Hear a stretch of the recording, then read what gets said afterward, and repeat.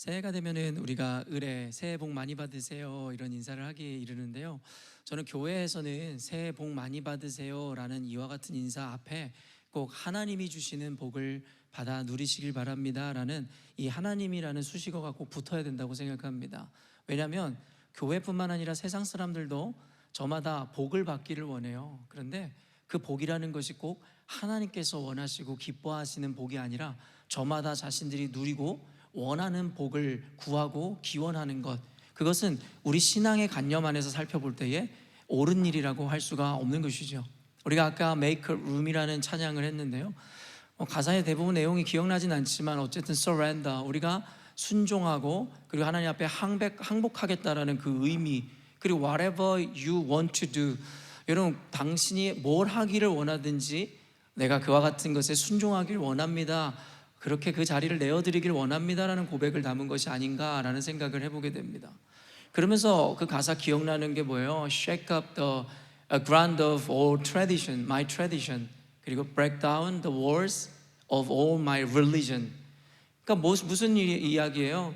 나의 전통의 모든 관념들을, 기반들을 흔들어 주시고, 그리고 break down, 나의 모든 종교적인 이러한 사고들까지도 그 벽을 무너뜨려 달라라는 이런 고백들.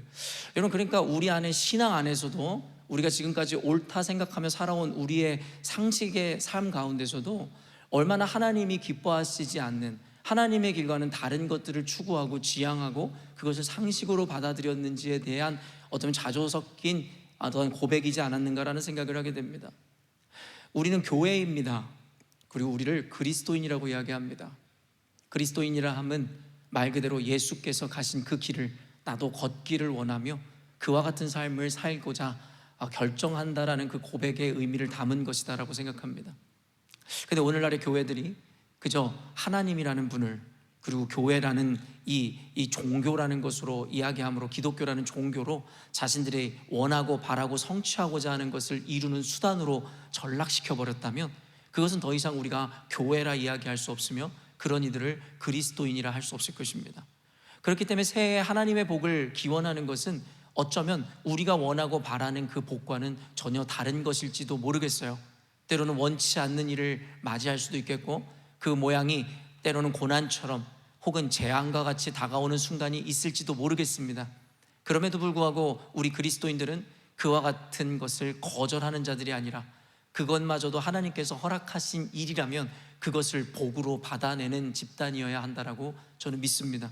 그런 의미에서 이 시간 우리가 서로에게 복을 기원한 것은 당신의 사업이 잘 되고 아이들이 모두 좋은 성적을 내고 좋은 곳에 시집장가 가게 해달라는 그 기원의 의미를 담은 것이 아니라, 하나님, 내가 원치 않는 일이라 할지라도 주님 원하시는 그 일들이 내 삶 가운데 이루어지길 원하며 그것이 Your way is better, 더 나은 것임을 믿습니다라는 그 의미를 담고 있는 고백이라는 생각을 하는데요, 이 시간에 우리 그런 마음가짐으로 우리 앞뒤 옆분들 다시 한번 바라보시면서 새해 하나님이 주시는 참된 복을 받아 누리시길 원합니다, 이렇게 인사하도록 하겠습니다.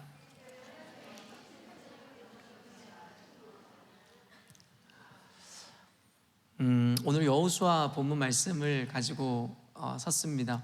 여호수아서는 이번에 성경 통독 수련회 때에 우리가 함께 성경을 읽었었던 본문이기도 하고, 특별히 여호수아 1장은 새해 시작할 때마다 제가 자주 읽는 성경 본문입니다. 우리가 잘 알고 있듯이 모세가 행한 것처럼 너가 좌로나 우로나 치우치지 아니하고 그 말씀에 순종하며 살아갈 때에 내 인생 가운데 형통함을 허락하시겠다라는 그 말씀은 아마도 우리 모두가 사모하여 암송하는 말씀이기도 할 것이다라는 생각을 하게 되는데요, 오늘 2024년 새해 첫 주 주일 예배를 함께 하나님께 올려드리면서 이 여호수아 말씀을 통해서 저와 여러분들에게 그 형통함의 의미뿐만 아니라 하나님께서 우리에게 약속하신 바, 그것을 지켜 행하는 삶이라는 것이 어떤 것인지에 대해서 함께 나누는 시간을 갖고자 합니다. 오늘 본문의 제목을, 이 설교의 제목을 들어보시면 약속을 이루어내는 교회라는 제목을 가지고 여러분과 함께 말씀을 나누게 되었는데요, 제가 늘 이야기하지만 성경을 읽는 이 관점에 두 가지가 있음을 여러분들에게 이야기했죠. 성경을 읽을 때에는 전지적인 작가 시점, 다른 말로는 전지적 하나님 시점에서 성경을 읽어내야 합니다. 그리고 또 다른 의미에서는 주인공 시점, 바로 이 우리가 주인공이 되어 그곳에 살아가는 그 사람들의 관점에서 그 입장에서 성경을 이해할 필요가 있다라고 이야기했습니다. 성경을 읽을 때에도 이와 같은 두 가지 관점에서 성경을 읽고 해석해야겠지만, 여러분, 우리가 이 설교를 들을 때에도 마찬가지로 이 두 가지 관점 안에서 구분하여 설교를 듣고 적용할 수 있어야 합니다.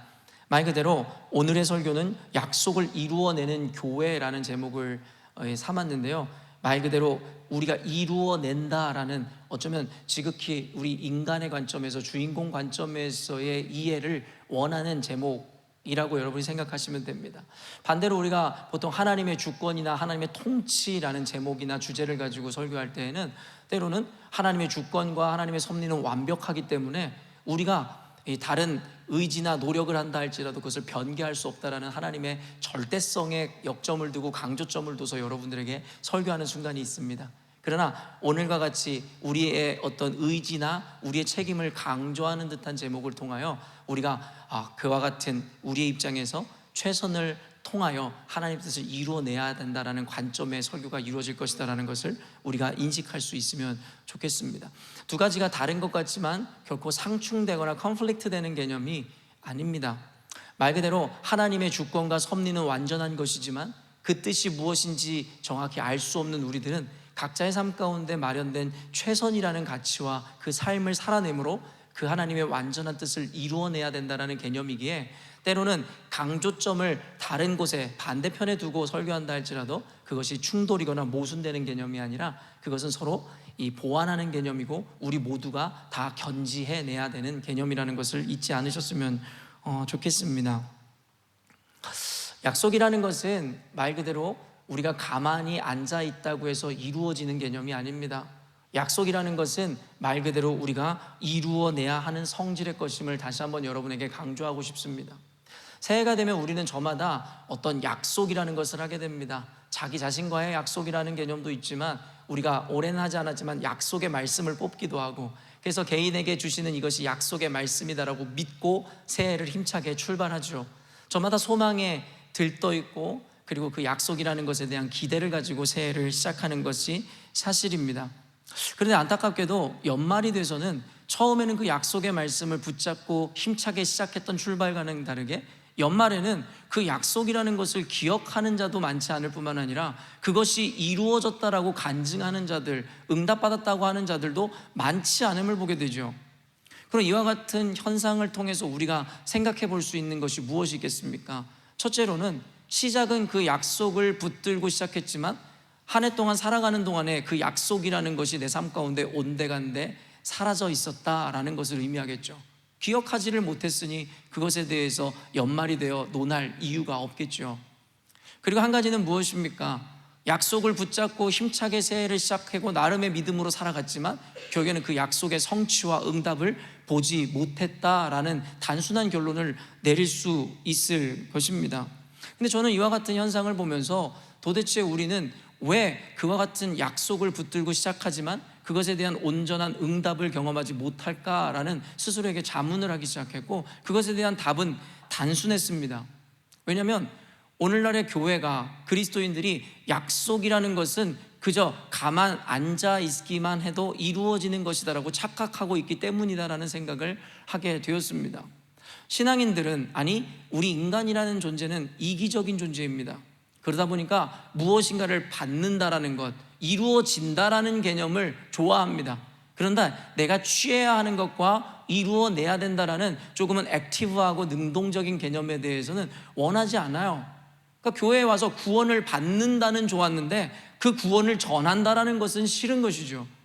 내가 약속이 내 삶 가운데 이루어진다라는 개념은 좋지만 내가 그 약속을 이루어내야 된다라는 것은 뭔가 피곤한 거예요. 그러니까 오늘날의 신앙인들은 갈수록 하나님을 의지한다는 것을 빌미로 하나님이 다 하실 것입니다 라고 이야기하죠. 굉장히 믿음이 좋은 어떠한 고백인 것 같지만 그것에는 함정이 있고 그것에는 죄가 있습니다. 무엇입니까? 자기는 아무 책임도 지고 싶지 않고 최선을 다하고 싶지 않은 게으름의 죄 말입니다. 그저 하나님이라는 분을 이용했을 뿐 결국에는 자기의 탐욕을 이루고자 하는 그 어떤 이들과의 태도와는 전혀 다를 게 없다라는 거죠. 성경은요, 놀랍게도요, 하나님께서 모든 일을 계획하시고 모든 것을 인도하시고 이루신다라는 개념을 분명하게 우리에게 이야기하고 있음은 사실입니다. 그리고 그것이 진리입니다. 그럼에도 불구하고 하나님께서는 가만 앉아 입 벌리고 있는 자들에게 그 열매를 따서 입에 넣어주기로 작정한 것이 아니라 하나님은 저와 여러분과 함께 동역함으로 말미암아 당신의 뜻을 이루기로 작정하셨다라고 성경에서는 우리들에게 분명히 이야기하죠.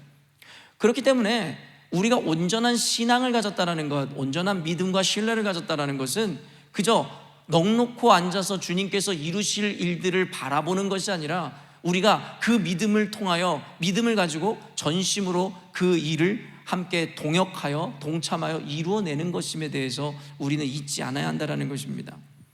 새해가 되어 교회에도 약속의 말씀들이 선포되어졌고, 이 서로가 서로를 향해서 여러 가지 귀한 축복의 인사들을 나누었습니다. 그러나 우리가 그저 단순히 말로만 서로에게 복을 기원하고 축복한다고 해서 되어지는 문제가 아니라 이제는 그 약속을 받은 자들로서 주어진 올 한 해를 열심과 전심으로 살아낼 때에 마침내 그 약속이 이루어지는 줄로 믿으시기 바랍니다. 이 마이크가요 지금 너무 울리고 귀에 거슬려요. 이 소리를 좀, 이 안에 울리는 것들을 좀 빼주시면 좋을 것 같아요. 그렇기 때문에 좋습니다. 우리는 2024년도에 우리 교회 가운데, 여러분의 인생 가운데 주신 어떤 그 약속에 대해서만 집중하는 것이 아니라 이제는 그 약속을 이루기 위한 자세와 태도를 배우고 그것에 대해서 순종하는 새해가 되어야 할 것입니다. 어떤 자매가 찬양팀 모임에서 그런 이 고백을 하는데 참 공감이 되고 도전이 되었습니다. 뭐라고 이야기하냐면 하나님께서 올 한 해에 어떤 퀀텀 점프라는 개념에 대해서 자기한테 떠올리게 하셨고 그것에 대해서 믿어지게 하셨다라는 이야기들을 나누었는데요. 퀀텀 점프라는 이 영어 표현은 제가 잘 알지 못하는 것이기 때문에 찾아봤더니 그렇더라고요. 물리학적인 개념에서 처음 사용된 용어인데요. 퀀텀 점프라는 것은 우리가 다음 단계로 갈 때에 한 단계 한 단계씩 계단을 오르잖아요. 근데 이 퀀텀 점프라는 것은 다음 레벨, 다음 단계로 갈 때에 한 계단 한 계단 오르는 것이 아니라 한 번에 점프해서 그 다음 단계로 나아가는 그 물리학적인 개념을 퀀텀 점프라고 한다라고 이야기하더라고요. 그러면서 이 물리학적인 용어가 이 경제 용어로도 이 확장되어서 어떻게 쓰여지냐면 이 대약진과 대도약의 의미로 쓰여진다라고 이야기하더라고요. 예를 들어 기업이 사업 구조나 사업 방식 등의 혁신을 통해 단기간에 비약적으로 실적이 호전되는 경우를 이 퀀텀 점프라고 이야기한다고 합니다. 그 자매에게 말씀하신 그 하나님, 그것은 그 자매뿐만 아니라 우리 교회 가운데 성도들에게 각자에게 주신 기대감이기도 하였다라는 거예요. 그래서 이 표현이 멋있기도 하고 이 퀀텀 점프라는 것을 여러분께서 이번 한 해를 살아가면서 기억하시며 하나님께서 우리 교회뿐만 아니라 우리 인생 가운데 우리 삶의 전 영역에 있어서 이와 같이 퀀텀 점프를 이루실 거라는 믿음으로 올 한 해를 살아가시면 여러분들에게 분명히 그 다음 단계로의 이와 같은 대약진과 도약을 이루는 새해가 되리라고 확신합니다. 여러분 한 해 한 해가 너무 빠르다는 생각을 합니다. 나이를 먹을수록 옛날 어른들이 했었던 말들이 진짜 더 마음에 와닿는 것 같아요. 제 인생에 있어서 가장 길었던 순간이 언제인가 생각해 보니까 우리 청소년 시기였다라는 생각이 들어요. 너무 지겨웠고 힘들었고 그러다 보니까 제 안에 제일 많은 기억이 남아있는 것도 10대 때인 것 같아요. 그런데 어때요? 20대가 되고 이제 30대가 넘어가고 그리고 40대 이제 벌써 목사님도 중반이 되다 보니까 옛날 어른들이 점점 갈수록 시간이 화살과 같이 살같이 빠르다, 눈 깜짝했더니 한 해가 지났더라 라는 말들이 조금은 공감되기 시작해요. 그래서 아까 일부 예배 때에도 저는 아직 가보지 않은 미지의 영역인 50대가 되고 60대가 되고 아마도 70대가 되면 아마 이와 같은 개념은 더 빨라질 거라는 생각이 들더라는 것이죠. 그러면서 참 하루하루를 더 가치롭게 살아야겠다라는 생각을 하는 요즘입니다. 어렸을 때는 시간이 너무나 많은 것 같고 시간도 더딘 것만 같아서 그 소중함을 몰랐는데 이제는 눈을 뜨면은 여러분 다음 날이고 눈을 뜨면은 새해가 밝는 것 같은 생각이 들어요. 2023년도도 우리가 힘차게 시작한 지 엊그제 같은데 벌써 2024년도를 맞이했고 여러분 우리가 기쁨과 즐거움으로 2024년 송구영신 예배를 드린 게 바로 어제 같은데 벌써 6일이라는 시간이 지났습니다. 그런 걸 보면서 우리 삶 가운데 정말 시간이 정말 눈 깜짝하게 흐른다라는 것이 더욱더 체감되어지는 요즘인 것 같습니다. 그러면서 이와 같은 생각을 잠깐 해봤습니다. 이와 같은 시간의 흐름 속에 세상에 영원한 것은 없겠구나라는 생각을 해보게 되더라는 것이죠.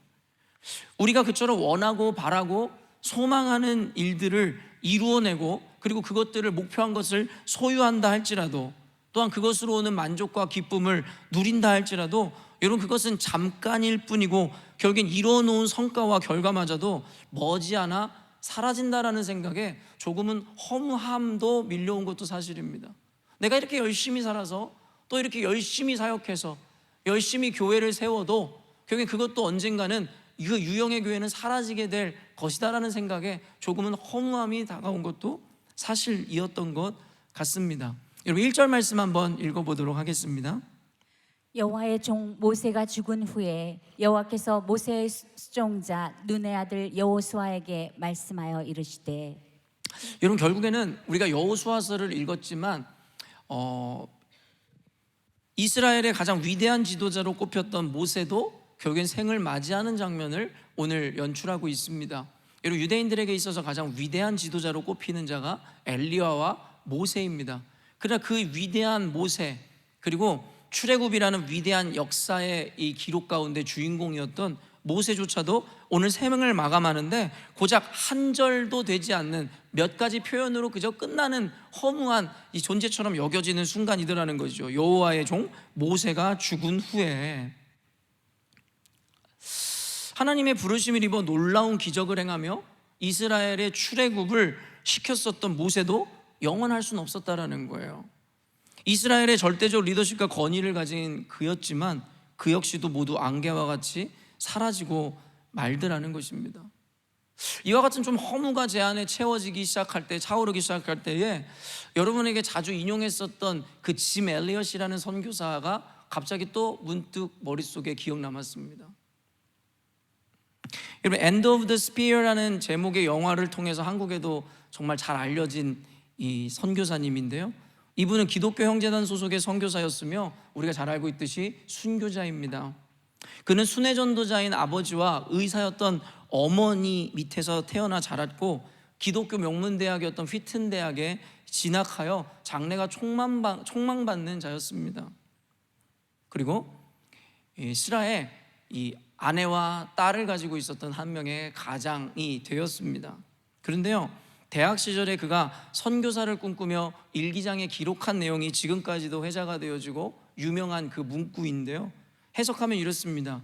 영원한 것을 얻고자 영원할 수 없는 것을 버리는 자는 바보가 아니다. 어려울까 봐 한 번 더 말씀드릴게요. 영원한 것을 얻고자 영원할 수 없는 것을 버리는 자는 바보가 아니다. 그의 젊은 대학 시절에 일기장에 기록했었던 이야기입니다. 근데 저는 이번에 이 설교를 준비하고 이 예화를 생각하면서 이 표현이 예전과는 사뭇 다르게 그리고 다른 가치로 다가왔습니다. 여러분 결국에는 짐 엘리엇이라는 이 선교사는 여러분도 아시다시피 에콰도르의 그 아우카족을 선교를 떠났다가 결국엔 그들의 창과 화살에 맞아 죽음을 당하게 됩니다. 그리고 그와 선교를 같이 떠났었던 일행의 가슴에는 총 한 자루씩이 들고 있었다라는 걸, 품고 있었다는 걸 여러분 알고 계시죠? 근데 그들을 죽이기 위해서 창과 활을 가지고 달려드는 그들은 총 한 발도 사용하지 않았다라는 거예요. 이런 인간인지라 본능적으로 자기를 죽이려고 하는 무리가 있으면 방어하고자 그 총을 꺼내들어, 아니면 하다못해 공포탄이라도 한 발 쏠만도 한데 그들은 모두가 약속이라도 한 듯이 총을 꺼내들지도 한 발도 사용하지도 않았다라는 거예요. 그저 창에 찔려 화살에 맞아 죽음을 맞이하더라는 것이죠. 왜요? 그리스도의 사랑과 복음을 그들에게 전하기 위했다라는 거예요. 그들이 만약에 총을 사용했다면, 그들을 향해서 총을 발사했다면 아마 그들에게 그 사랑과 복음과 희생의 정신이 전해질 수 없었기 때문이겠죠. 그러나 그들이 그 본능, 살고자 하는 본능 앞에서 어떻게 이렇게 과감한 선택을 할 수 있었을까에 대한 힌트를 저는 그의 젊은 시절에 이 일기장에서 발견하게 되더라는 것이죠. 여러분 위대한 위인은, 어떤 위대한 순간은 어느 순간에 갑자기 탄생하거나 발생되는 게 아닙니다. 준비된 자들만이 그 성공을 누리게 될 것이고 준비된 자들만이 그 순간을 만끽하게 되는 것이죠. 짐 엘리엇은 이미 대학교 시절에 미래가 촉망맞던 그 시절에 이미 이와 같은 마음을 품고 있었어요. 영원한 것을 얻고자 영원할 수 없는 것을 버리는 자는 바보가 아니다. 여러분, 그 젊은이는 이미 마음속에서 주를 위해서 자기가 누릴 수 있는 모든 가치를 내려놓기로 이미 작정하였으며, 주를 위해서는 자신의 소중한 가치인 생명마저 내려놓는 것을 전혀 주저하지 않았을 것이다라는 것이죠. 그리고 마침내 그 순간이 왔을 때 그는 늘 마음 가운데 약속 삼아 소망으로 품고 있었던 이 그의 고백을 그 순간에 이루어내는 주인공이 되었다라는 거예요. 그가 죽은 후에 미국 언론은 그의 죽음을 What a waste, 낭비라고 이야기했습니다. 그때에 그의 아내는 도리어 뭐라고 이야기했냐면, 그것은 낭비가 아닌 남편이 어렸을 적부터 꿈꿔오던 일을 이룬 것뿐이다라고 이야기합니다. 그러면서 이제 그 아내의 이야기가 시작되는데, 저는 짐 엘리엇에 비해서는 상대적으로 덜 조명받고 주목받았던 그 아내의 신앙과 믿음이 더 대단하다고 생각합니다. 왜냐하면 남편이 순교한 지 2년이 지나 짐 엘리엇의 아내는 짐 엘리엇이 미처 이루지 못한 복음 전파를 위해서 어린 딸 벨러리와 함께 목숨을 걸고 아우카족을 다시 찾아가요. 여러분, 그런데요, 짐 엘리엇의 헌신과 순종보다 더 대단하다라고 믿는 것은 무엇이냐면, 이미 그 에콰도르의 아우카족은요, 이 엘리엇의 아내에게는, 그리고 그 딸에게는 원수가 되어버렸거든요. 이전에 엘리엇이 아우카족을 찾았을 때 그들은 원수가 아니었어요. 그저 복음을 알지 못하는 무지한 자일 뿐이었어요. 그런데 지금 그 2년 후에 그 아우카족을 찾고자 하는 그 아내의 입장은 어떤가요? 사랑하는 자신의 남편을, 그리고 내 아버지를 죽인 원수가 되어버린 그들을 향해서 나아가고 있으니 짐 엘리엇보다는 한 단계 더 발전된 믿음과 신앙의 고백은 아니겠냐라는 것이고, 둘째로는 여러분, 이들은 이미 죽을 것을 각오했었다라는 거예요. 아우카족을 찾을 때에 짐 엘리엇 역시도 물론 사생결단의 마음을 품고 있었을 것입니다. 그럼에도 불구하고 그것이 실제화되지 않은 상황이죠. 그러나 지금 그 아내가 마주한 현실은 그 남편과 더불어 동행했었던 모든 이들이 비참하고 무참하게 살해됐음을 여러분 증명받은 순간이었다라는 거예요. 그러나 어떻습니까? 그 어린 딸을 데리고 남편의 원수 살인자들을 향해서 나아가고자 했었던 그 아내, 이유가 무엇이에요? 짐 엘리엇을 통해 이루시고자 했었던 하나님의 약속이 아직 완수되어지지 않았기에 이제는 자신이 그 과업을 완수하기 위해서 짐 엘리엇의 뒤를 잇는다가 그녀의 고백이었습니다. 그리고 우리가 잘 알고 있죠. 그 이후에 수십 년이 지난 이후에 그 아우카족 마을에는 수백 개의 교회가 세워졌으며 짐 엘리엇 선교사를 죽인 자는 목회자가 되었다라는 것. 여러분, 짐 엘리엇의 위대한 고백을 다시 한번 마음속에 새기셨으면 좋겠습니다. 새해 헛된 기대와 욕망과 소망을 품는 것이 아니라 짐 엘리엇의 이 진실된 마음, 진정한 소망을 품으며 이 새해를 시작했으면 좋겠어요. 우리 청소년 여러분들도 짐 엘리엇의 이 고백을 어려서부터 여러분의 믿음으로 마음속에 깊이 여러분 인그레이브 했으면 좋겠어요. 새기셨으면 좋겠어요. 여러분, 짐 엘리엇이 버린 것은 단순히 명예와 성공 그리고 그의 젊음뿐만은 아닙니다. 그가 버린 것은 뭔지 아세요? 심지어는 그가 사랑하는 아내와 딸마저도 버린 것이에요. 왜요? 죽기 위해서 그곳을 찾았다는 것은 자기가 돌아오기를 간절히 바라고 있을 아내와 딸의 그 기대마저도 외면한 것이다라고 이야기할 수 있기 때문입니다. 영원하지 않은 가치, 그가 말했었던 그 영원하지 않을 가치에는 명예와 성공과 젊음뿐만 아니라 그가 그처럼 아끼고 사랑했었던 가족과 딸도 포함되어 있었더라는 것이죠. 사랑하는 성도 여러분, 하나님과 다른 것을 겸하여 섬길 수 없다라고 성경은 분명히 이야기합니다. 예수님께서는 그래서 천륜을 어기는 것만 같은 발언을 여러분 한두 번 하셨던 것이 아니었어요. 저 역시도 여러분들에게 이와 같은 개념들에 대해서 여러 번 강조하고 설교했습니다.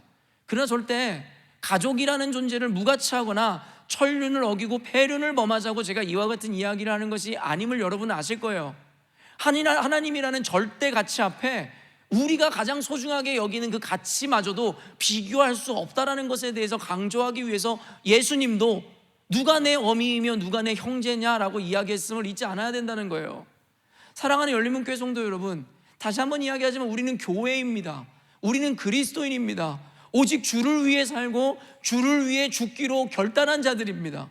그 외에 어떤 것도 우리의 삶을 소유할 수 없으며 그 어떤 가치도 우리의 삶을 이끌어갈 수 없어요. 비단 성공과 명예뿐만 아니라 가족마저도 우리가 하나님 앞에 살아가고 우리의 삶을 결단하는 데 있어서 여러분 영향을 끼쳐서는 안 된다는 것입니다. 바로 하나님이라는 절대가치 앞에서 말입니다. 이 시점에서 우리가 소중하게 여기는 것에 대해서 한번 떠올려 보십시오. 어떤 이들은 부모가 될 수 있고 형제가 될 수 있고 자녀가 될 수 있을 것입니다. 아니면 어떤 이들 어린 친구들은 성공과 좋은 대학, 명예, 돈을 많이 버는 것, 그것이 여러분들에게 이루고자 하는 절대적 가치가 되어버렸는지도 모르겠습니다. 그러나 짐 엘리엇의 고백을 통해서 우리는 깨달아야 합니다. 영원한 것을 위하여 영원하지 않는 것을 버리는 것은 바보가 아니다. 영원이라는 명사의 사전적 의미를 찾아보았습니다. 그렇다면 영원이라는 것은 무엇일까? 첫 번째 사전적 의미가 무엇이냐면 어떤 상태가 끝없이 이어짐 또는 시간을 초월하여 변하지 아니함, 이런 의미를 갖고 있더라고요. 우리가 알고 있는 어떤 eternal, 영원이라는 그 개념이라는 것을 우리가 생각해 볼 수 있겠어요. 끝나지 않고 끝없이 이어지는 것. 그러나 제 눈길을 끌었던 것은 두 번째 사전적 의미였습니다. 신이나 진실성처럼 시간을 초월하여 존재하는 것, 그것을 영원이다라고 이야기하더라는 거예요. 단순히 어떤 상태가 끝없이 이어진다는 의미에서 우리가 보편적으로 생각하는 것만의 영광의 의미가, 영원의 의미가 아니라, 그런데 그와 더불어 시간이 지나도 변하지 않아야 한다는 설명과 동시에 특히 두 번째 의미가 그랬습니다. 시간을 초월하여 존재하는 것, 즉 과거에나 현재에나 미래에나 동일하게 있어야 하는 것을 영원이라고 국어사전에서 정의하더라는 거예요. 여러분, 영원이라는 것은 끝없이 펼쳐지는 것만을 이야기하는 것이 아니라 시공간을 초월하여 바뀌지 않는 성질이어야 되는 것과 동시에 과거와 현재와 미래에 이미 있었고 지금도 존재하며 앞으로도 있어야 할 개념이 바로 영원이다라고 국어사전이 이야기하고 있다라는 것이죠. 그것이 바로 영원이라는 것이고 그렇기에 더욱더 가치로운 것입니다. 그런데요, 영원이라는 것이 진정한 가치를 바라기 위해선 단순히 이와 같은 속성과 성질만으로는 부족합니다. 여러분, 여성들이 좋아하는 보석 중에 톱을 뽑으라면 뭐라 그럴까요? 요즘 많이 트렌드가 바뀌었을 수도 있겠지만 다이아몬드 아니에요? 다이아몬드가 여러분 그렇게 귀한 가치로 여러분들에게 여겨지는 이유가 무엇입니까? 다이아몬드는 찾아보니까요, 쉽게 닳거나 깨어지지 않기 때문에 영원한 가치를 상징한다라고 이야기하더라고요. 그러니까 결혼 반지로도 다이아 반지를 많이 하는 이유가 깨어지지 않고 닳지 않고 영원하니까 우리 사랑도 우리 가정도 영원하자, 이런 염원과 소망을 담아 다이아 반지를 결혼 반지로 끼워주고 우리가 이와 같은 성질 때문에 다이아몬드를 가치롭게 생각하는 거 아니겠냐라는 거예요. 그런데 여러분, 단순히 닳지 않거나 깨지지 않고 영원성을 가지고 있다고 해서 그것이 가치롭다고 이야기할 수 있을까요? 여러분, 우리는 죽으면 영원한 세계로 들어갑니다. 천국도 영원한 성질을 갖고 있는 곳이지만 반대로 지옥도 영원한 성질을 가지고 있는 곳이죠. 영원성이라는 것 때문에 가치롭다면 지옥도 가치로운 곳이어야겠죠. 그러나 어떻습니까? 지옥은 우리에게 전혀 가치롭지 않은 곳이죠. 그렇다면 이 영원성이라는 것에 가치를 더하기 위해서 꼭 같이 붙어줘야 하는 개념이 있습니다. 무엇일까요? 바로 아름다움입니다. 다이아몬드는 닳지 않고 부서지지 않고 영원하기 때문에 가치로운 것뿐만이 아니라 그 영원성에 아름다움이라는 것이 결합되는 순간 그 영원한 아름다움의 가치가 더해지기 시작한다는 것이죠. 이 두 가지가 만나야 비로소 진정한 영원의 가치가 돋보이게 되는 것입니다. 사랑하는 성도 여러분, 성경 안에서, 신앙 안에서 우리에게 주어지는 이 영원성이라는 것에 대한 가치가 바로 이와 같은 성질과 개념을 포함하고 있음을 여러분이 기억할 수 있어야 됩니다. 여러분, 성경 안에 보면요, 수많은 인물들과 주인공들이 모세와 같이 생을 마감하고 그때가 지나가며, 그리고 솔로몬은 뭐라고 이야기했어요? 전도서에서 내가 이룬 성공과 돈과 명예와 부와 성적인 쾌락과 만족, 모든 것이 헛되고 헛되다라고 전도서에서 이야기하고 있더라는 거예요. 그러니까 아무리 위대했던 성경의 인물들도 시간이 지나면 모두 유명을 달리하고 세상에서 사라지는 존재가 되고, 솔로몬과 같이 전무후무한 부와 명예와 성공을 거둔 자들도 그것이 얼마나 허무하고 얼마나 무가치한지에 대해서 스스로 고백하고 인정할 수밖에 없더라는 것입니다. 그러나 성경에 유일하게 변하거나 바뀌지도 않으며 우리에게 더없이 아름다운 가치로 여겨질 만한 것이 등장하는데, 그것이 무엇이다라고 생각하십니까? 그것은 바로 약속입니다. 바로 약속입니다. 2절 말씀 한번 읽어보도록 하겠습니다. 내 종 모세가 죽었으니 이제 너는 이 모든 백성과 더불어 일어나 이 요단을 건너 내가 그들 곧 이스라엘 자손에게 주는 그 땅으로 가라. 이 모세가 죽었음에도 불구하고, 그 위대한 리더가 죽었음에도 불구하고 하나님이 허락하신 그 약속은 깨어지지 않더라는 것이고, 그 약속을 이루기 위해서, 그 영원한 가치를 이루기 위해서 하나님께서는 모세 이후에 여호수아를 선택하더라는 것이죠. 그리고 그 여호수아 이후에도 또 다른 성경의 수많은 인물들과, 그리고 그 이후에도 위대한 사람들이 등장하게 되고, 지금은 저와 여러분이라는 존재를 통해서 그 약속을 지금도 이루어가고 계시더라는 거예요. 여러분, 이 말씀을 보면서 오버랩 되는 말씀이 있었어요. 여러분, 1부 예배 때는 정확하게 마치는 분이 나오던데 2절 말씀 읽으면서 오버랩 되는 말씀 있으신가요? 어떤 말씀이 있으세요? 창세기 12장 1절 말씀입니다. 예, 아브라함에게 하셨던 말씀이죠. 저는 성경을 읽으면서요, 오늘 성경 본문을 해석하면서 그런 생각이 들었어요. 여호수아 1장은 창세기 12장의 복사판이다라는 생각이 들었습니다. 창세기 12장 1절이 어떤 말씀인데요? 함께 읽어보도록 하겠습니다. 여호와께서 아브라함에게 이르시되 너는 너의 고향과 친척과 아버지의 집을 떠나 내가 내게 보여줄 땅으로 가라. 여러분, 지금 대번에 1부 예배뿐만 아니라 2부 예배 때에도 이 말씀을 들을 때에 바로 인식되어졌었던 아브라함을 부르실 때 주님께서 말씀하신 이 약속의 말씀 모두가 기억나게 되더라는 거예요. 근데 여러분, 유대인들은 어땠을까요? 히브리인들은 어땠을까요? 이스라엘은 어땠을까요? 그때 그들이 구전을 통해서, 양피지 문서를 통해서 서로에게 그 말씀을 전하고 살아갔었던 그때에 그들은 늘 쉐마, 하나님의 말씀을 그 자녀들에게 가르쳤어요.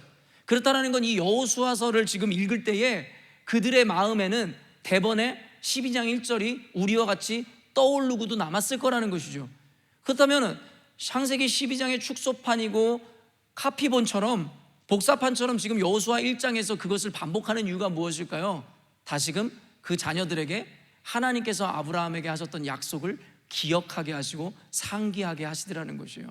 이제 여러분도 아시다시피 여호수아서는 약속의 땅인 가나안 땅으로 들어가기, 입성하기 전에 바로 전에 그 모습을 기록하며 시작하고 있어요. 그곳에 나아가기 전에 두려워하지 말라는 거예요. 왜냐하면 단순히 앉아서 점령하고 차지했었던 것이 아니에요. 그들 눈앞에는 이제 정복 전쟁이 펼쳐지게 된단 말이에요. 피를 흘리고 생명을 바치고 싸워야 하는 그 전쟁을 눈앞에 두고 두려워하지 말라는 것이고, 그들에게 그 약속은 지금도 유효하다라는 것을 그들에게 상기시켜주는 순간이었을 거다라는 것입니다. 하나님께서는 아브라함을 부르시며 그에게 명령하셨습니다. 여러분, 여기서 되게 중요한 포인트인데요, 2024년도 새해에는 여러분의 안에 주어진 하나님의 약속과 소망을 모두 이루시는 해가 되기를 원하는데, 성경에는요 그것을 이루어내는 원리를 분명하게 설명하고 있습니다. 성경을 읽을 때 성숙한 신앙인들은요, 원래는 원리와 그리고 성경적 문맥을 통해 성경을 이해하고 배웁니다. 그저 기복주의자들이나 인본주의자들의 성경 해석과는 전혀 달라요. 말씀의 구절이라든가 어떤 표현 하나만을 선택해서 자기에게 이롭도록 해석하는 것이 아니라, 진짜 성숙한 믿음으로 응답받는 신앙인들은 성경을 볼 때 원리를 통하여 보게 됩니다. 성경에서는 모든 내러티브와 그리고 인물들을 통하여 그 원리들을 우리들에게 너무나 분명하게 보여주고 있더라는 거예요. 그 원리 중에 한 가지가 무엇입니까? 그 복을, 그 응답을, 약속을 이루기 위한 첫 단추, 첫 걸음이 무엇이냐면 바로 떠나라는 것입니다.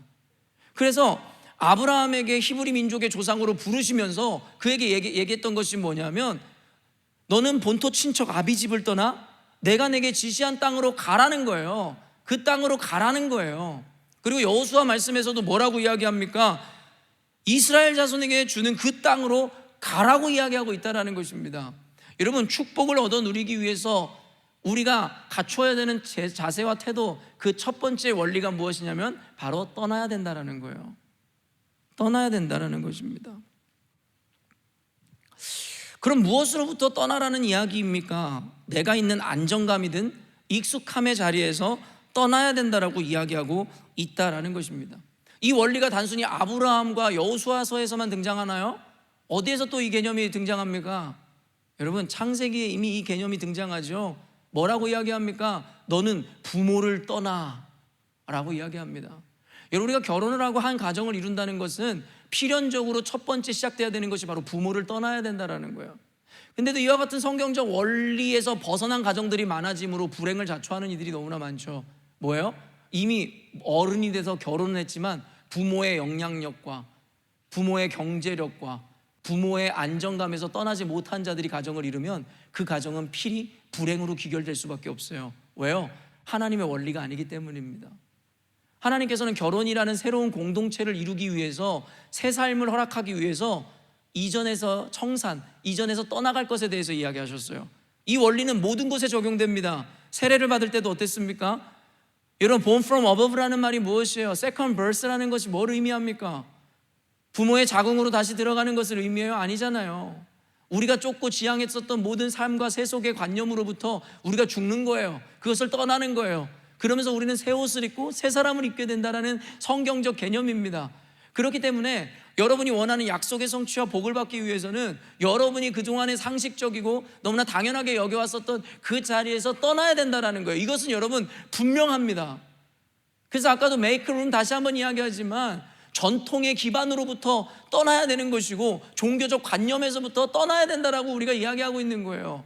떠날 때에 우리에게는 비로소 새 삶이 주어진다는 것입니다.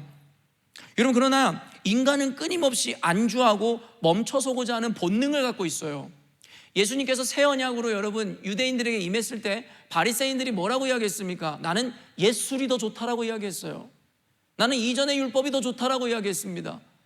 그리스도께서 새 언약으로 이 땅 가운데 오셨음에도 불구하고 그 선물을 받은 유대인들과 여러분 바리새인들은 이전의 삶이 더 좋습니다. 옛 언약이 더 좋습니다 라고 이야기함으로 말미암아 새 언약으로 오신 예수님을 거부하고 거절함으로 새 사람이 되는 것을 스스로 거절하기에 이르더라는 것입니다. 여러분, 이 개념은 지금 제가 나열하고 설명한 개념뿐만 아니라 얼마나 많이 성경에 담겨져 있겠어요. 그러나 이 원리를 보고 배우면서도 우리는 이 원리를 우리 삶 가운데 적용하지 않는다라는 거예요. 하나님께서 우리 공동체 가운데, 여러분 인생 가운데 새로운 도전과 떠남의 축복을 허락하시기를 원하지만 누구도 떠나고자 하지 않아 바리새인과 유대인들이 그러했던 것처럼 안정감을 취하더라는 것이에요. 내 부모의 안정감, 내 상식의 안정감, 내 전통의 안정감, 내 종교의 한계의 안정감에서 말입니다. 여러분, 만약에 이와 같은 도전을 하지 않았다면 여러분, 우리가 알고 있는 에디슨이라는 발명가도 그리고 아인슈타인이라는 사람도 나오지 않았을 것입니다. 그리고 갈릴레오가 발견했었던 유레카, 신대륙이라는 것도 그때 당시에 고정관념과 스스로의 안정감과 편안함에 취해 있었다면 개혁이 없었을 것입니다. 여러분, 때로는 이와 같이 도전하고 떠나는 것을 받아들이는 자들에 의해서 나라와 국가가 발전하기도 하고 심지어는 국가가 세워지기도 한다는 거 여러분 알고 계세요? 콜럼버스에 의해서 미국의 신대륙이 발견되고 그곳에 미국이라는 국가가 세워졌듯이 말입니다. 모두가 자신들의 한계와 자신들의 오름이라는 것, 안정감에 빠져 있을 때 그들에게 주어지는 새로움은 없다라는 거예요. 그런 의미에서 우리 해나자매가 시드니에 온 것은 굉장한 도전이고 저는 그 안에 축복의 첫 발걸음을 내딛었다라고 생각합니다. 해나자매뿐만 아니라 워킹홀리데이 있는 학생 비자로 호주에 오는 이들을 다 마찬가지예요. 부모의 영향 아래서 벗어나고 스스로가 삶에 새로운 것을 추구하고 받아들이고자 하는 그 의지를 축복의 첫 발걸음이다라고 성경은 우리들에게 이야기하더라는 거예요. 그런데요, 이 떠남이라는 의미가 주는 것은 세상이 주는, 세상에 여러 위인들이 행하였던 떠남과는 또 다른 구분점이 있습니다. 떠남이라는 것은 우리가 물리적으로 생각할 때 공간의 이동을 생각하기 쉽지만 떠남이라는 것은 우리가 붙들고 있었던 것을 놓음과 동시에 또 다른 것을 붙잡아야 된다는 것에 대한 개념임을 여러분 잊지 않아야 됩니다. 아까도 이야기했지만 갈릴레오라든가 콜럼버스가 있었던 그 도전 자체는 위대하지만 말 그대로 도박이었습니다. 불확실한 미래에 대한 도전일 뿐이었다라는 거예요. 그들의 도박은 성공했을 뿐, 그래서 역사에 남았을 뿐이죠. 그와 같이 무모한 도전, 떠남을 실행했다가 실패한 자들은 얼마나 많게요. 다만 실패했기 때문에 역사에 기록되지 않고 우리가 그래서 기억하고 있지 못할 뿐이죠. 그렇기 때문에 떠남이라는 건 성경적으로 축복의 첫 발걸음인 것은 사실이지만 모든 떠남이 곧 축복의 시작은 아니라는 것을 잊지 말아야 된다는 거예요. 그 다음에 우리 그리스도인들에게 하나님께서 말씀하시는 이 떠남의 의미는 무엇이겠냐라는 거예요. 그저 불확실한 미래에 나를 내던지거나 도박을 하는 게 아닙니다. 우리는 너무나도 명확하고 분명한 약속을 붙들고 그 미래로, 그리고 그 발걸음을 옮기기 시작한다라는 거예요. 우리가 붙들었던 우상들을 내려놓고 상식과 안정감과 고정관념을 내려놓고 이제는 우리가 하나님을 붙들고 영원한 가치인 하나님의 약속을 붙든다라는 것이 성경에서 이야기하는 떠남의 개념입니다. 그래서 아브라함에게 뭐라고 말씀하세요? 내가 내게 지시한 땅으로 가라는 거예요. 불확실한 미래가 아닙니다. 사랑하는 열린문교회 성도 여러분, 우리 그리스도인들이 떠난다라는 것은 도박을 하는 게 아니에요. 가장 명확하고 확실한 약속을 기반으로 그곳을 향하여 도전하는 것을 의미하는 것입니다. 사랑하는 성도 여러분, 청소년 여러분, 두려워하지 마세요. 세상이 말하는 성공과 세상이 말하는 옳음과 세상이 말하는 잘한다라는 것을 택하지 않고 하나님이 원하시는 것, 하나님이 기뻐하시는 것을 선택한다 하여도 여러분의 인생은 절대 망하지 않습니다. 그것은 모든 성경의 위인들이, 우리의 믿음의 선진들이, 그리고 제가 증명할 수 있습니다. 결코 망하지 않아요. 눈에 보이는 것으로 인해서 여러분의 상식과 고정관념에 빠져있는 그 안정감을 붙들지 마시고 그 성공을 붙들지 마시고 영원한 언약이시고 약속이신 하나님을 붙드세요. 그때 우리 인생은 말 그대로 하나님이 주시는 참복을 받아 누릴 수 있게 되는 것입니다. 여러분, 전 이렇게 이야기하고 싶습니다. 자기의 부르심과 결말은 스스로 만들어가는 것이다. 만드는 것이다. 어떤 이들은 이런 이야기 할 수 있어요. 목사님은 장로교 신학을 지향하는 분이고 하나님의 철저한 주권과 섭리를 믿는 분이 그 부르심과 자신의 결말을 스스로 만든다는 것은 뭔가 모순적이지 않습니까? 라고 이야기할 수 있어요. 여러분, 그러나 그렇지 않다라고 여러분들에게 분명히 이야기하고 싶습니다. 말 그대로 하나님은 주권자이세요. 믿으시죠? 창세전부터 저와 여러분에 대한 계획을 갖고 계시고 우리에 대한 부르심을 분명하게 갖고 계십니다.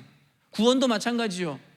누구를 구원하실지, 누구를 유기하실지에 대해서 이미 창세전부터 알고 계시고 계획하셨다라고 여러분, 적어도 장로교 교인이라면, 칼빈주의 신학을 따르는 자들이라면 인정할 수밖에 없죠.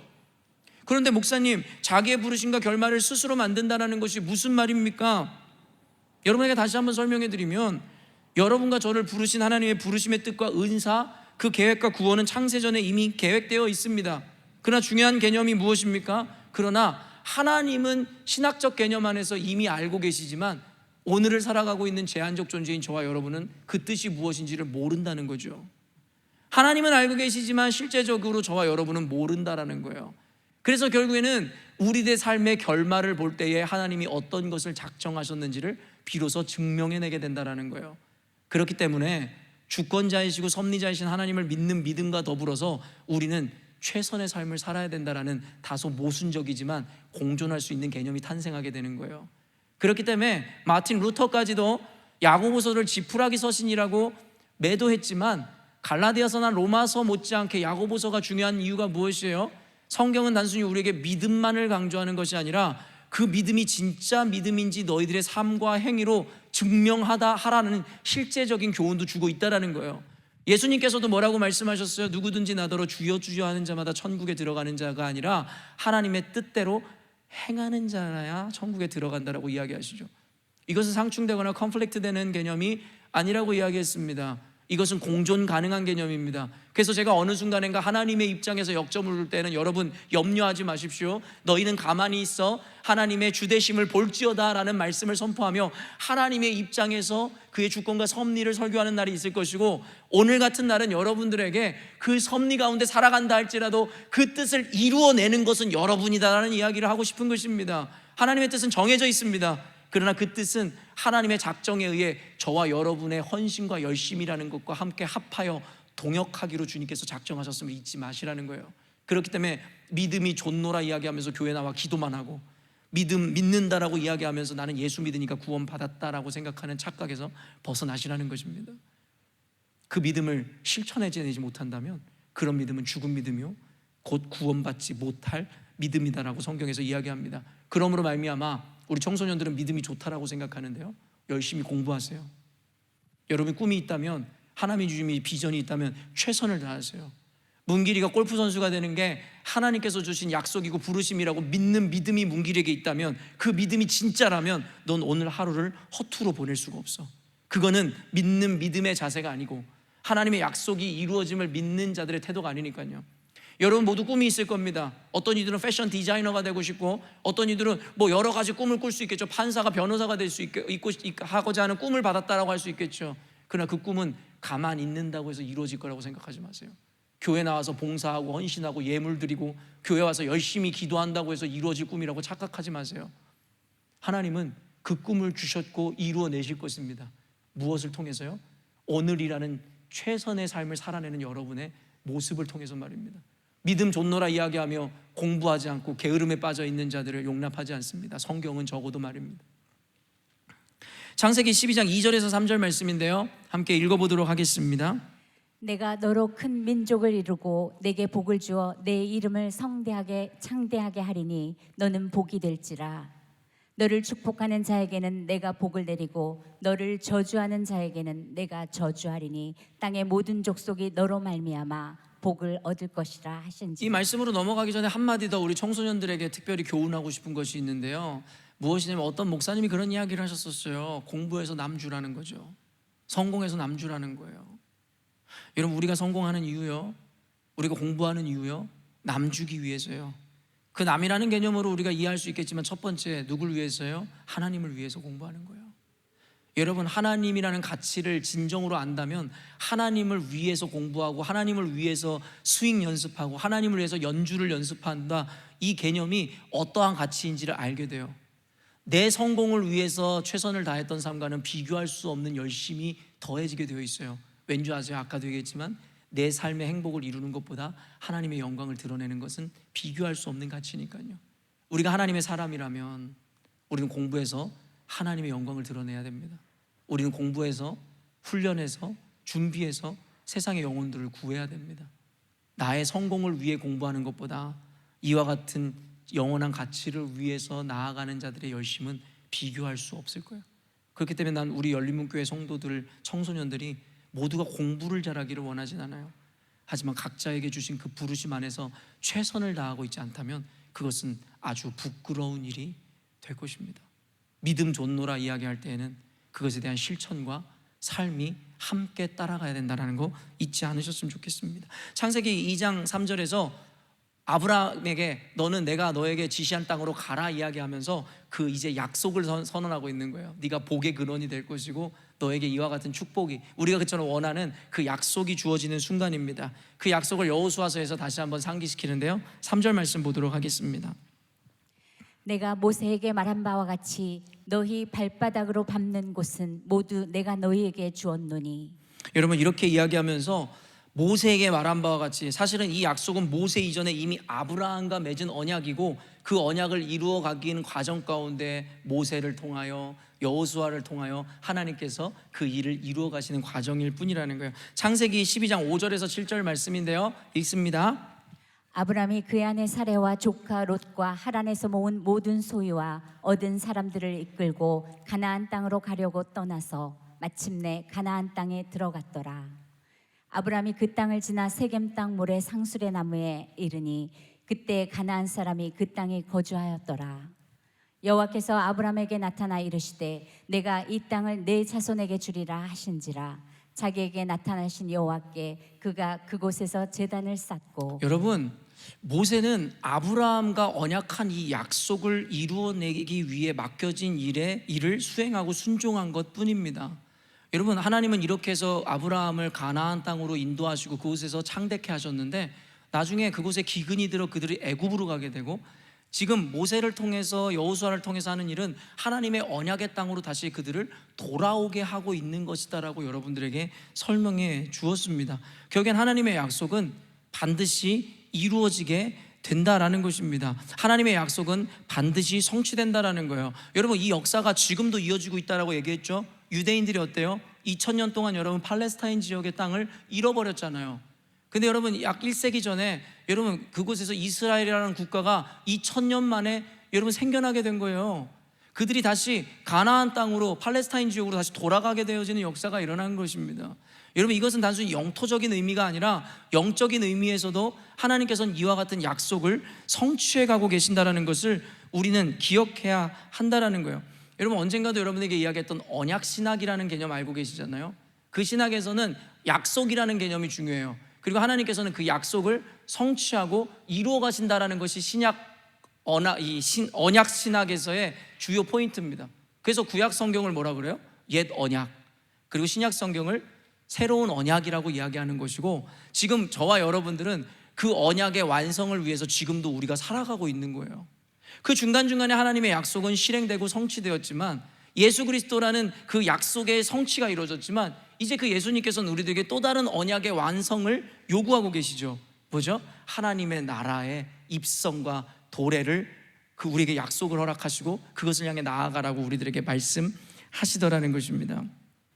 성경에서 이야기하는 약속은 여러분 장단기적인 두 가지 개념을 모두 갖고 있음을 잊지 않아야 돼요. 아까 영원이라는 개념이 뭐라 그랬어요? 앞으로도 지속되어지는 것을 의미하기도 하지만 과거나 현재나 미래에 똑같은 성질의 것이 있었어야 된다는 거예요. 이것이 바로 약속의 개념입니다. 앞으로 이루어 가야 하는 약속이 있는가 하면 이미 이루어졌고 이루어야 하는 약속이 있음에 대해서 여러분들에게 이야기하고 있는 것인데요, 이 개념이 곧 신학적 용어인 already but not yet이라는 개념과 함께 한다라는 거예요. 성경에는 이와 같은 개념이 너무나 많습니다. 단순히 구원과 하나님의 나라에 대한 개념일 뿐만 아니라 이 약속의 개념도 마찬가지라는 거예요. 앞으로 이루어져야 하는 그 약속에 대한 개념과, 그리고 우리는 그 순간순간 이루어내는 개념. 여러분, 아브라함은 결국에는 가나안 땅에서 이스라엘 백성들은 도망가게 되거나 쫓겨나가게 되지만, 아브라함은요 그때 당시에 하나님의 축복을 받아 누렸어요? 못 받아 누렸어요? 받아 누렸잖아요. 그게 번성을 보시고 번영을 보시라는 거예요. 모세는 어땠습니까? 가나안 땅으로 입성은 못했지만 결국에 그는 출애굽을 시키게 된다는 거예요. 그러니까 성경의 인물들을 보면요, 장기적으로는 모든 역사의 인물들이 바뀌어가면서 그 역사와 약속을 이루어가고 있지만, 그들의 개개인의 인생을 보면 하나님을 믿는 자녀들의 삶 가운데 하나님의 축복이 임하고 있음을 분명하게 성경에서는 보여주죠. 그렇기 때문에 이 약속이라는 것의 그 의미와 가치라든가 성질이 이것이라는 거예요. 앞으로 이루어내야 하는 것과 동시에 이루어진 것이라는 것이에요. 그래서 하나님의 나라는, 천국은 죽어서 우리가 가야 하는 곳인가 동시에 이미 이곳에서 그 천국을 이루어야 된다는 개념을 제가 여러분들에게 늘 이야기하는 겁니다. 성경은 이 개념을 분명히 해요. 그렇기 때문에 신앙이 좋다라고 이야기하면서 여기서 이를 악물고 버티는 삶을 사는 사람을 신앙 좋은 사람이라고 이야기하지 않아요. 난 어차피 죽어서 천국 가니까 여기서 이 고통스럽고 저주스러운 이 삶을 견디고 버텨야지. 우리는 그런 사람들을 보면서 신앙이 좋다라고 생각했지만, 성경적 맥락에서 그는 약속을 받은 자도 아니고 이룬 자도 아니며 하나님의 나라를 경험한 자가 아니라는 거죠. 우리가 이야기하는 약속과 하나님의 나라는 장차 주님이 다시 오실 때에 이루어야 하는 약속과 하나님의 나라인가 동시에 이미 이곳에서 이루어지고 누리고 있어야 되는 약속과 하나님의 나라라는 것을 잊지 않아야 돼요. 그래서 그리스도인들의 삶에는 실망이 없습니다. 낙심이 없습니다. 좌절이 없어요. 원망이 없어요. 왜요? 이미 우리는 하나님의 약속의 성취를 보고 있으며 하나님의 나라를 살아가고 있기 때문입니다. 그렇기 때문에 우리 안에 그동안 탱글되어서 우리 안에 있었던 신앙이나 기독교 관념에 엉켜져 있었던 여러분, 이 실타래를 풀어내셔야 돼요. 신앙이 좋은 것 같은데 항상 울상이 되어 있고 늘 괴로워하고 한숨 짓는 이들을 보면서 성경에선 진리가 너희를 자유케 하고 평안을 준다고 이야기하는데, 기독교를 믿고 예수를 믿는다고 하면서 그들의 인생의 열매를 보면 항상 한숨과 원망과 실망과 눈물과, 그건 온전한 신앙인이 아닙니다. 우리는 예수를 믿음과 동시에 이미 모든 것으로부터 이미 자유해진 분들이심을 믿으시기 바라요. 그리고 영원한 나라에 들어가 하나님의 나라를 누리게 될 사람이란 말이에요. Already but not yet. 이미 약속은 이루어졌고 하나님 나라는 이미 임하였고 그리고 앞으로 이루어지게 될 나라라는 것들에 대해서 여러분이 인식해야 된다라는 것입니다. 그렇기 때문에 여러분이 현재의 삶의 행복을 누리지 못하고 약속을 이루어내지 못하는 삶을 살고 있다면 여러분의 신앙을 다시 한번 점검해 보십시오. 4절 말씀 읽습니다.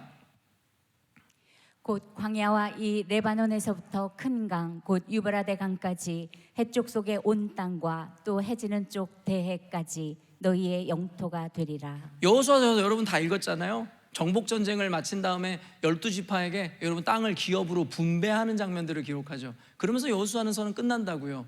약속의 땅에 마침내 들어간 것 같죠. 그러나 하나님의 역사는 끝나지 않았어요.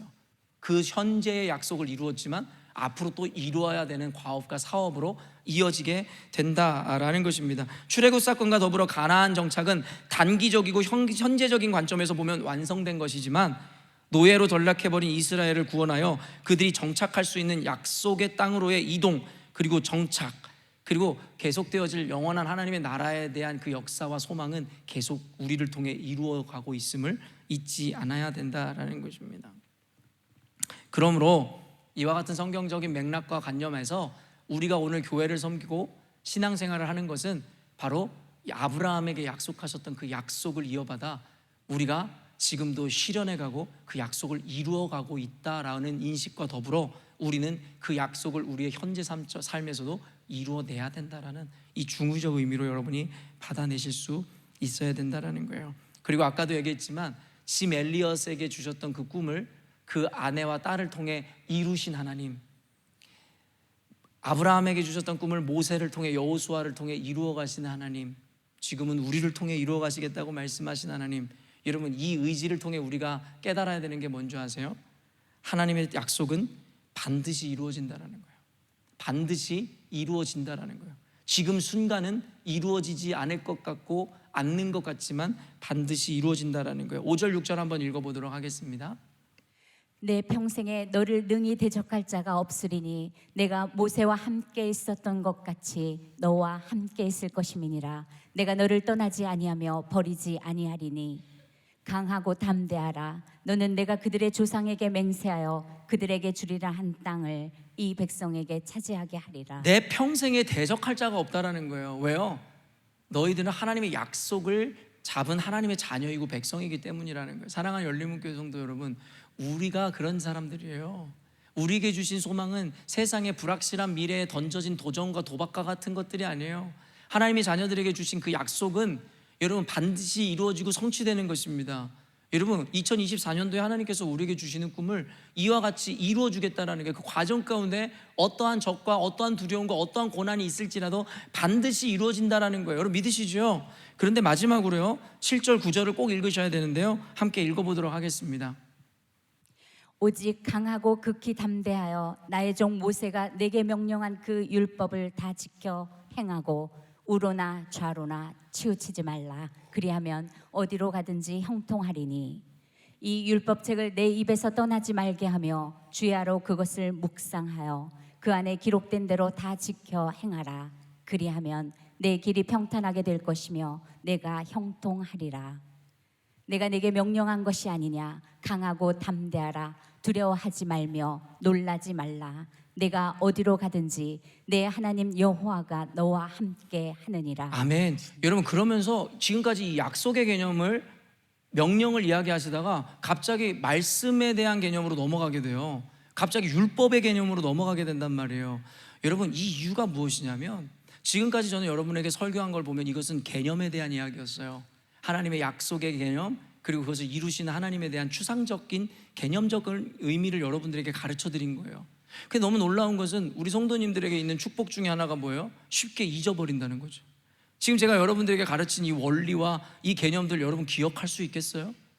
우리는 쉽사리 잊어버릴 수밖에 없는 존재들이에요. 배워도 아까 들을 때는 아 그랬는데 돌아서면은 그게 뭐였지라고 하는 존재일 수밖에 없다라는 거예요.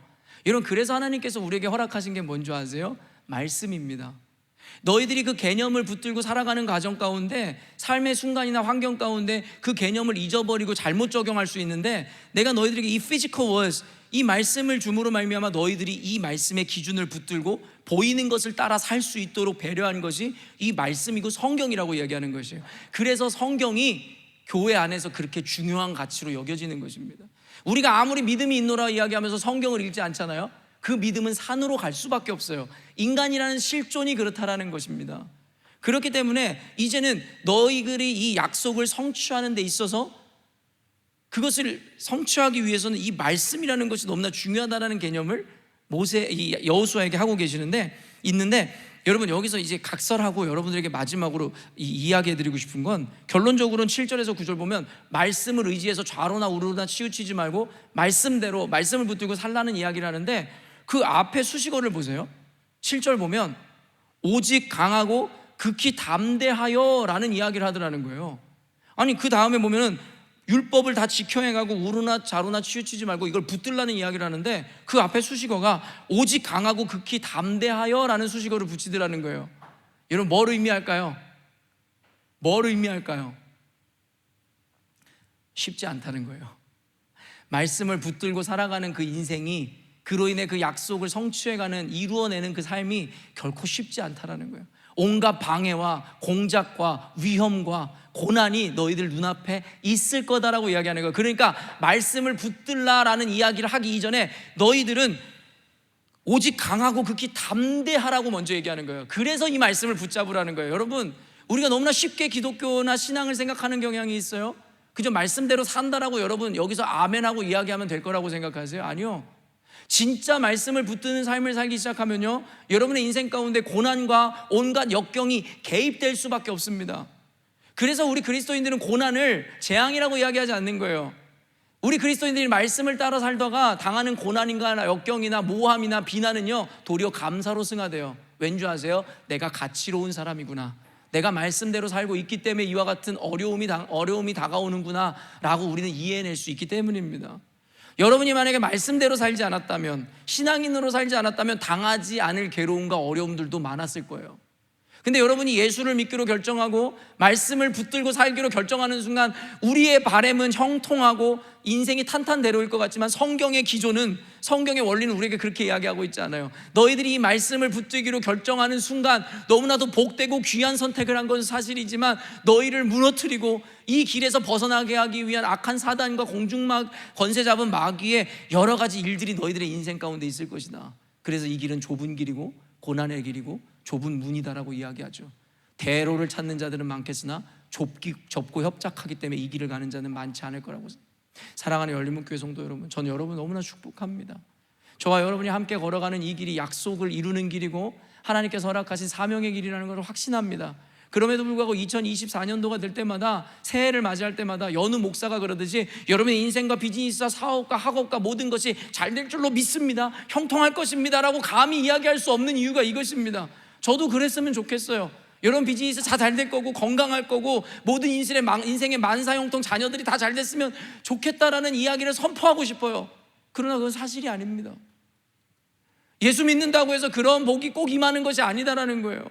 예수를 믿기 때문에 당하지 않아도 되는 경제적인 어려움을 당할 것이고, 예수를 믿기 때문에 말씀을 붙잡기 때문에 당하지 않아도 되는 모욕을 당할 것이며, 예수를 믿기 때문에 말씀을 붙잡기 때문에 부모에게 미움과 버림을 당할 수도 있을 것이고, 친구를 잃어버릴 수도 있을 것이고, 사랑하는 배우자가, 자녀들이 나를 원망할 수도 있을 것이고, 그럼에도 불구하고 우리는 가야 하는 길이고 완수해야 되고 이루어내야 하는 약속이기 때문에 말씀을 붙잡고 가야 된다는 거예요.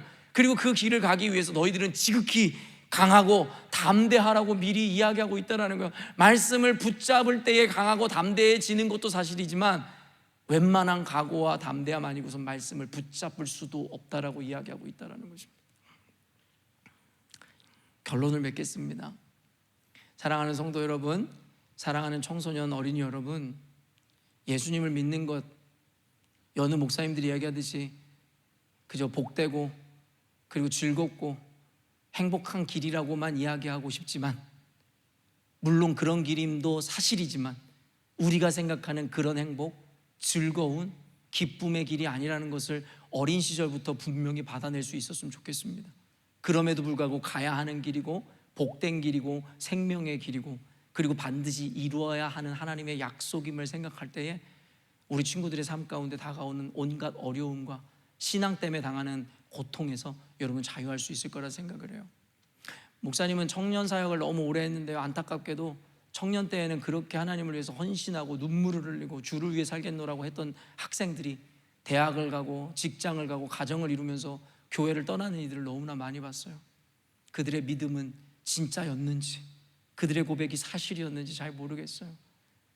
우리 청소년 여러분과 어린이들은, 우리 성도님들은 기복을 붙잡는 자들이 아니라 진리를 붙잡는 자들이었으면 좋겠고, 허황된 내 소망을 붙드는 자들이 아니라 영원한 가치인 하나님의 약속을 붙드는 여러분이 되었으면 좋겠습니다. 2024년도에는 반드시 하나님께서 우리 교회 가운데 퀀텀 점프를 하는 그와 같은 놀라운 일들을 이루실 것입니다. 여러분 믿으시지요?